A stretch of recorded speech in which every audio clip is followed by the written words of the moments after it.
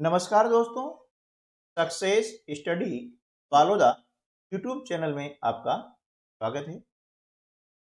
कक्षा 8वीं में जो बच्चे सत्र 2023-24 में अध्ययनरत हैं, उन बच्चों की चेष्टा नामक एक एग्जाम होती है, जिसके माध्यम से जो निजी सर्वश्रेष्ठ आवासीय विद्यालय हैं, उनमें निःशुल्क प्रवेश किया जाता है 9 और 11 में।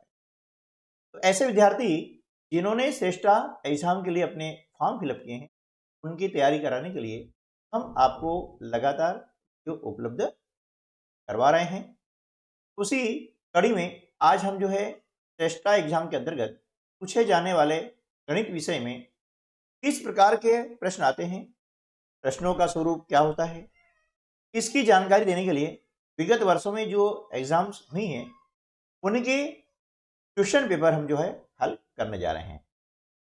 इस वीडियो में जो प्रश्न हैं वह न केवल श्रेष्ठा परीक्षा बल्कि पीएम यशस्वी, NMMS यानी national means cum merit scholarship exam, क्योंकि इन सभी एग्जाम का जो सिलेबस है ना, वह कक्षा 8वीं का सिलेबस है। ठीक है, तो इन सभी परीक्षाओं के लिए ये वीडियो होती। आइए शुरू करते हैं आज का वीडियो। पहला प्रश्न है 52,698 के वर्ग का इकाई का अंक क्या है।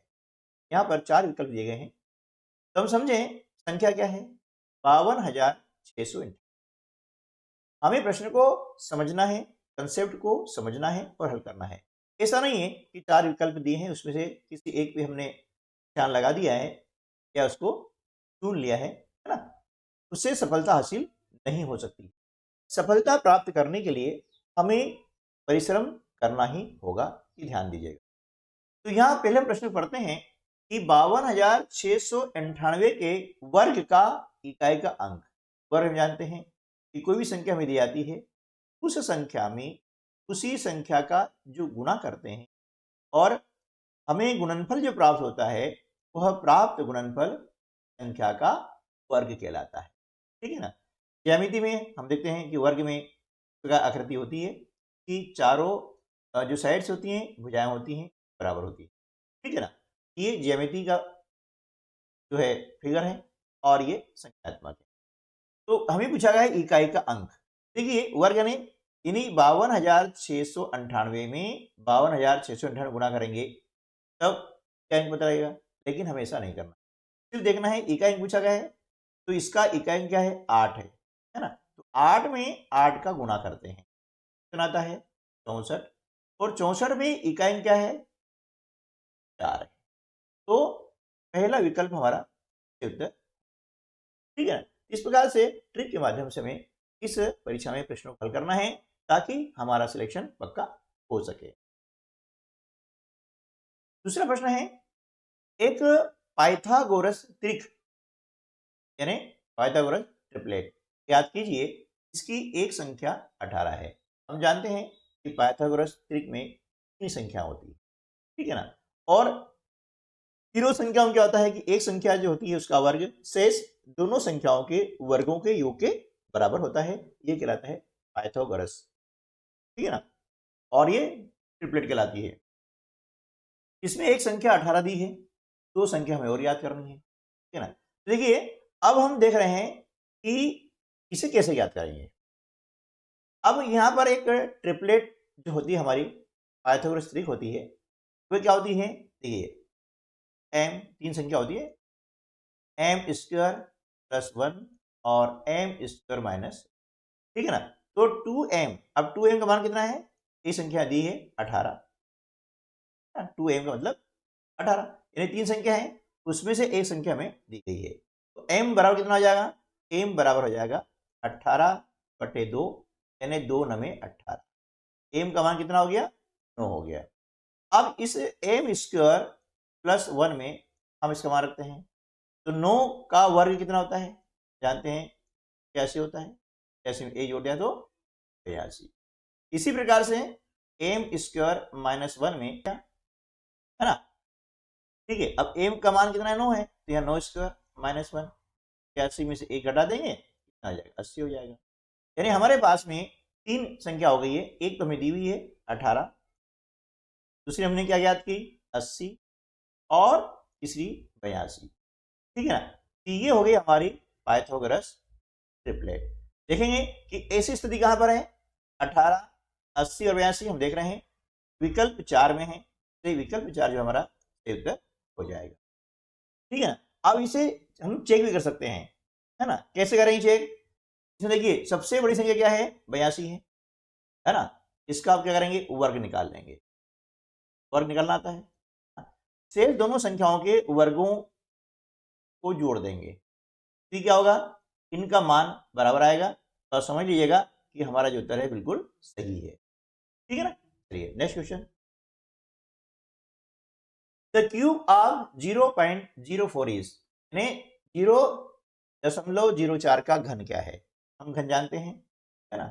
घन यानी जिसकी घातांक 3 होती है, 0.04 घातांक 3, इसे हम पढ़ते हैं, ठीक है ना। अब इसका मतलब क्या हुआ, इसका मतलब ये हुआ है कि ये जो संख्या है इसे 3 बार लिखना है गुणा के रूप में। कैसे, देखिए 0.04 गुणा 0.04 गुणा 0.0, है ना। अब इनका गुणा कर देंगे, 4 का गुणा 4 करते हैं 16, और 16 में 4 गुणा करते तो 64। अब क्या करते हैं, ये देखेंगे दशमलव के बाद कितने अंक हैं, दशमलव के दाहिनी ओर 2 अंक, यहाँ पर भी 2 अंक और यहाँ पर 2 अंक, यानी 6 अंक हो गए, है ना।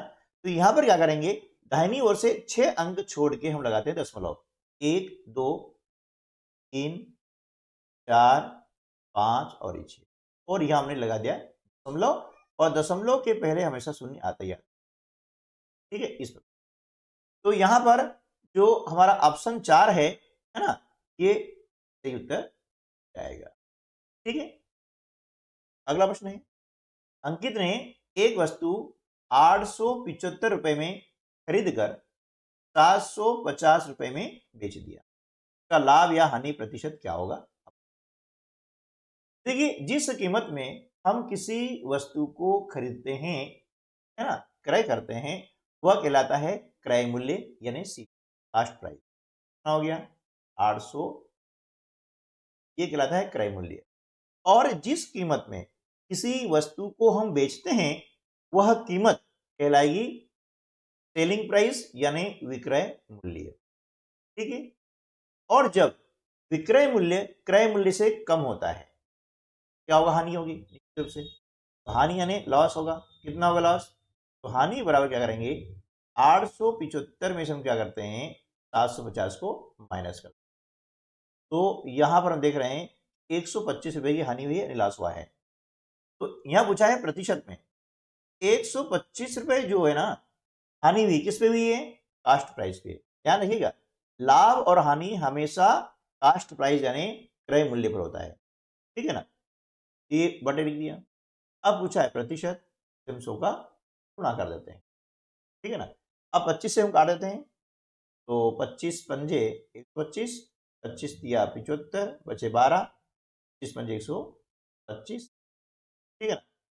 5 से हमने 7 बार, और 100/7 प्रतिशत, यानी अब यदि 100/7 नहीं है तो क्या करेंगे, इस 100 में 7 का भाग लगाएंगे, 7 एकम 7, 3, 7 चौके 28, है ना। क्या हो जाएगा 14 सही 2/7 प्रतिशत, लिखेंगे 14 सही 2/7 प्रतिशत, क्या हो गई है, होगी।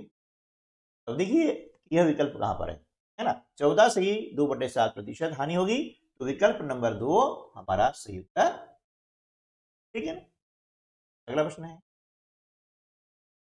यदि 3 की घातांक 3x 3 भागित 9 बराबर कितना है 729, तो हमें एक, ठीक है। अब यहां पर क्या करेंगे, इसे कैसे हल करते हैं समझिए और अभ्यास करिए, है ना। बार बार अभ्यास करने से इसकी बहुत ही आसान ट्रिक है, उसको हम हल कर पाएंगे, लेकिन पहले हम अभ्यास करते हैं। तो देखिए 3 की घातांक 3x ऋण 1 है ना, भागित 9 बराबर 700। ठीक, अब क्या करना है कि यह भाग की क्रिया हो रही है, इसका हम करते पक्षांतर, क्या हो जाएगा गुणा, जानते हैं हम, है ना। क्या लिख देंगे, 3 घात 3x ऋण 1 बराबर 729 हाँ 9। ठीक है, अब देख रहे हैं कि यहां पर आधार कितना है, 3 है, तो इन्हीं संख्याओं को भी हम क्या करेंगे, 3 की घात के रूप में लिखेंगे। ठीक है, अब हमें मालूम है कि देखिए 9 का घन होता है 729, 9 में 81 और 81 9 में 729 हो गया, और ठीक है ना। अब 9 के गुणनखंड क्या हो गए हैं, 3 गुणा 3 गुणा 3 3 गुणा 3 3 गुणा 3। अब इसे लिखे हम 3 की घातांक रूप में, कितनी बार आएगा देखो, 1 2 4 5 6 7 और ये 8 है ना, यानी यहाँ हम लिख सकते हैं 3 घात। ठीक है, तो यहां पर लिख देंगे 3 की घात 3x 1 बराबर बराबर। अब देखिए दोनों पक्षों में आधार समान है तो घातांक भी समान होगी, ये हमारे घातांक का नियम है, इसको ध्यान रख लीजिएगा कि जब भी दोनों पक्षों में आधार समान हो तो घातांक भी समान होते हैं। उस नियम के अनुसार हम क्या करेंगे, लिखेंगे 3x ऋण 1 बराबर 8। अब 3x बराबर क्या हो जाएगा, ऋण का धन 8 और 1 9 आ जाएगा, x बराबर हो जाएगा 9/3, कम 3 3 क्या 9, x का मान कितना हो जाएगा, विकल्प पहला हमारा सही उत्तर। ठीक है, प्रश्न क्रमांक 6, एक रेलगाड़ी 80 किलोमीटर प्रति घंटे की एक समान चाल से चल 15 मिनट में तय की गई दूरी ज्ञात कीजिए। देखिए इस प्रश्न को हम जो है आसानी से हल कर सकते हैं, शॉर्टकट बता दो आपको मैं। देखिए यहां पर एक घंटे में जो है 80 किलोमीटर रेलगाड़ी चल रही है, हम जानते हैं कि एक घंटे में है ना 60 मिनट होते हैं, कितने होते हैं 60 मिनट, है ना, यानी क्या हुआ कि वह 60 मिनट में कितनी चलती गाड़ी, 80 किलोमीटर चलती है ना, तो भैया 15 मिनट में कितनी चलेगी, तो 60 में 80 एक मिनट हो जाएगी 80/60 और 15 में कितना हो जाएगा, 15 कर देंगे, 15 चौके 60 4 दुनिया, यानी बराबर कितना हो जाएगा 20 किलोमीटर। अनुमान से नहीं बताना है ना, ऐसा नहीं है अनुमान से 4 में से ऑप्शन बता दिया हो गया काम, उसको हल करें आया कैसे, है ना। क्यों दे सकते हैं कि भाई 15 मिनट एक घंटे का चौथा हिस्सा होता है ना, क्यों कि एक घंटे में होते हैं 60 मिनट, 15 चौके 60, यानी ये क्या हो गया चौथा हिस्सा हो गया, तो 80 में हम 4 का भाग लगा देंगे हो जाएगा, इस प्रकार से भी हम हल कर सकते हैं। हल करने की बहुत सारी जो है ट्रिक्स होती है, मेथड्स होती है, जो आपको अच्छी लगे उसका उपयोग कर सकते हैं, क्योंकि यहाँ पर हमें लिखना कुछ भी नहीं है, सिर्फ उत्तर तक पहुँचना है, इसलिए हम जितना शॉर्टकट हो सकते हैं ऑब्जेक्टिव क्वेश्चन जहाँ आते हैं हमें करते हैं। दोस्तों तो आज की वीडियो में बस इतना ही, मिलते हैं अगले वीडियो में, तब तक के लिए नमस्कार, जय हिंद।